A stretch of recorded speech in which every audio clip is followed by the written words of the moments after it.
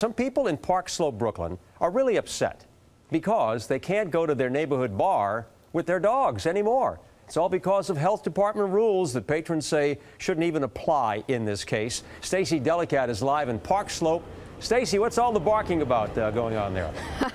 Well, Ernie, ever since this bar, The Gate, opened its doors in 1997, it has allowed patrons to bring their dogs inside with them as long as the dogs were behaved and stayed on a leash. But that all changed last week when the health department showed up here in response to a 311 call and issued the bar a citation for violating the city health code. Well, we all know dog lovers are a passionate group, and now a bunch of them are banding together trying to get the city to change its policies so that the dogs can hang out at the bar once again. Dinah, a puppy hound, often spends happy hour at owner Gabriel's favorite local watering hole, The Gate.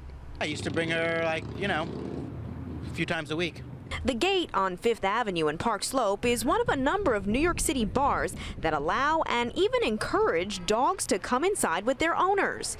But now the dog days are over, as they say, as the Department of Health has cracked down on bars like The Gate for violating a health code that bans live animals from being in a food service establishment, even though The Gate only serves drinks. I think it's a huge mistake.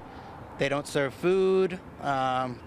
People come, to hang out with their dogs. I think it's also a big part of their business. So I don't think it's, a really good time to be hurting businesses in New York for technicalities. I understand the stipulation for keeping dogs out of restaurants, but a bar's a bar. And like my friend Gabe said, some of the clientele at bars tend to be dirtier than dogs. Despite the fact that The Gate doesn't serve any food, the DOH told us in a statement, quote, "Per the health code, the definition of food includes beverages that are used for human consumption, so bars are currently considered food service establishments." But now a passionate group of dog owners is trying to change that. We decided to go and just start collecting signatures to show support in the community for what people love, a dog-friendly bar. Allison Hansen is the editor of Park Slope for Pets. The neighborhood blog last week started a petition urging the DOH to revise its code to exempt establishments that don't serve food from the no pet rule. So far, they have more than 400 signatures. Many people in the neighborhood seem to support keeping dogs at the bar, though at least one person we talked to said he thinks it's unsafe for the pets.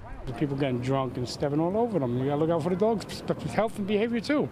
Still, Park Slope for Pets plans to broaden their effort to get dogs back inside bars. Our goal is 1,000 signatures just to show that much support, and so far we've only started collecting in Park Slope, but there's all of Brooklyn, there's all of New York, there's a lot of people who would get behind this.